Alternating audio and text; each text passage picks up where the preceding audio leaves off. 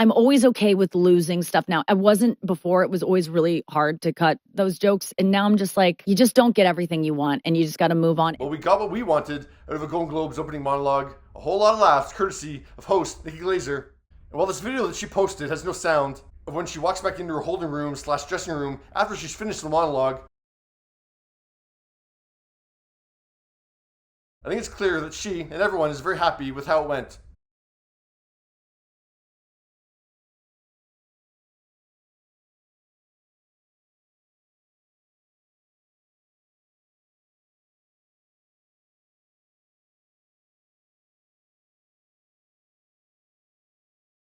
Now, of course, Nikki writes different versions of jokes or alternate jokes or altogether different jokes in the lead up to the awards, putting the show together. But then they eventually get cut. And like last year, Nikki saved those jokes and put them in a Stern file so she could come on the Howard Stern Show on Tuesday and say those jokes now. Tilly Norwood is the first star to be completely generated by AI and somehow has still been sexually assaulted by 3 different studio execs. That's great. That was killer. People just aren't going to the theaters to see things. And if you don't believe me, there was a movie this year where Sydney Sweeney played a lesbian who just bounced around in tiny shorts for 2 hours, and it made $14. That's funny, but Sydney Sweeney wasn't there, and honestly, she hasn't earned the right to have her name said in that room. And people not going to see a Sydney Sweeney movie is not a barometer of people aren't going to the movie theater anymore. Because it's not like people used to go see Sydney Sweeney movies. Like she had one decent hit over the holiday season 2 years ago. Now, Nikki had another joke with someone who ended up not being in attendance. Jonathan Bailey is here. Jonathan is the first openly gay man to be named the sexiest man alive by People magazine. And at first I was like, do we really need to say openly? And then I looked at a list of past winners and I was like, oh yeah, we do. And I assumed the reason she dropped it is because he wasn't there. And neither was Brad Pitt. Brad Pitt is nominated for his role in F1 tonight. See, that's what I love about Hollywood. When a man turns 60, he gets to play a race car driver. Meanwhile, after 35, every role for a woman is tired mom who hates her life. I didn't get much of a laugh out of Howard because I'm assuming because it's not true. Like I know jokes are exaggeration of circumstances. Rose Byrne in If I Had Legs I'd Kick You and Jennifer Lawrence in Die My Love back up Nikki's claim, but beyond that, no one else I think proves that point. Regina Hall in One Battle After Another, Cynthia Erivo in Wicked, Emma Stone in Begonia, Kit Hudson in Song Song Blue, Emily Blunt in The Smash Machine, Amy Madigan in Weapons, Julia Roberts was a professor in After the Hunt who didn't have kids, Jennifer Lopez was a Spider-Woman, gave a kiss. I could go on. Sean Penn, Benicio del Toro, and Leonardo DiCaprio are all here tonight for the category Least Eyes. Leo, why are you always... This was another take on Leo. He always looks like he's squinting. Yeah, so Nikki did have an option to come at Leo from a different angle instead of all of his accomplishments, but still end up at the same punchline. Leo, why are you always squinting? I mean, I assume it's to read your girlfriend's ID, just making sure that the year starts with a 2. Now, we know Nikki really struggled to come up with a joke about Julia Roberts that wouldn't cause the audience to turn against her. Oh, well, that's good. That's nice.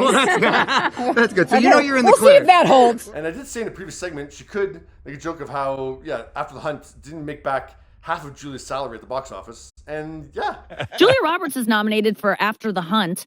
I don't know what it's about, but I'm assuming the hunt was to find someone who's seen it. I think Howard's reaction would have been the reaction in the room as well. Because, it seems like Hollywood wants to live under this delusion that, Julia's still a big box office draw. So in the end, Nikki didn't really make a joke about Julia. She was just her first mention in the monologue. Just like the podcasters nominated tonight, I should not be allowed to be this close to Julia Roberts. It's not right. Yeah, the joke was at Nikki's expense, not Julia's. Pluribus is nominated. Did you guys know that pluribus is Latin for I haven't seen it? And So that was Nikki's third joke that hit the cutting room floor about not seeing something. It's funny, I look back at her monologue thinking she did make a joke about some movie in her monologue. No, she didn't this year. She did last year in regards to Eddie Redmayne in The Day of the Jackal on Peacock. It's about a top secret elite sniper that no one can find because he's on Peacock. No, this year she didn't make that joke. All 3 of those jokes that were about not seeing something hit the cutting room floor. Amy Poehler is here for her podcast Good Hang, which is what Timothee Chalamet says after sex. Chase Infinity is nominated for Best Actress tonight, and Chase Infinity is her real name. And this is true. If you apply now, you can earn 5% cash back on all travel booked through her through the end of the year. So get on that. It is a great deal. So I like all these jokes. But really, the only one that I think we truly missed out on was the AI actress joke. And I'm wondering if it was a choice between doing that joke or the CBS News joke. And the award for most editing goes to CBS News. Yes. Because both those jokes are kind of industry jokes and not really about the Golden Globe specifically. So yeah, it might have been, are we going to do that or that? And I think she chose the right one in terms of, making a cutting comment about the network that she's currently live on. That was a bold move to do, so I'm glad she went with that one. CBS News, America's newest place to see BS News. And the only jokes I thought were underwhelming in Nikki's monologue were the White Lotus joke. Did you guys actually know that White Lotus Season 3 was the first hit show to feature incest since Property Brothers seasoned all of them? That's so interesting, right? And the Jennifer Lawrence joke is more of a mention. I once told a makeup artist, can you make me look like J-Law? And he was like, honey, I can't even make you look like Jude Law. So... Yeah, she can't really cut it for a better joke with someone else because, J-Lo's kind of a must-mention in her opening monologue. That's the weird thing about this stand-up gig is that you're not just presenting your best material.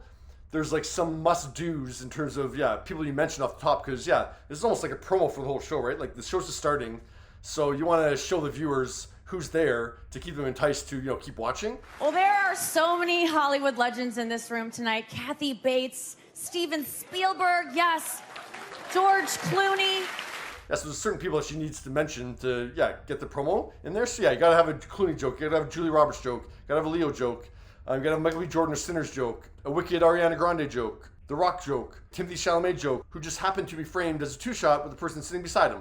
So it's a weird gig that some of your subject matter is predetermined in a way. What did you think of Nikki's cut jokes? And let's just write a better joke. There's got to be a better joke out there.